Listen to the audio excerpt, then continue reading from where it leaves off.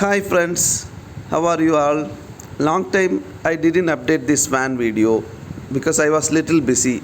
That's why I didn't update also. I didn't take any new video also in between.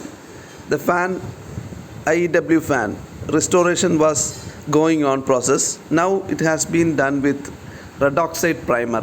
Fully removed all the old paints. Most new this fan almost 100 plus years old now. No. So we have removed all the paints and now done with red oxide primer. See the condition. Fully we have removed everything and we had done primer.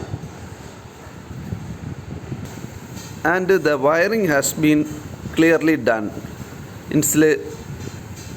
Wiring has been clearly done with insulation varnish. Everything. So this is original winding inside the fan. We had done only protector coat insulation.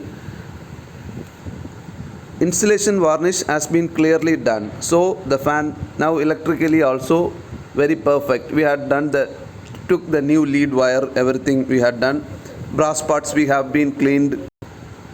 The fan now can go 100 years without any trouble. See the condition. Red oxide we had done. So now we are planning to make it in black or military green, light military green. Any suggestions, please tell me about the color.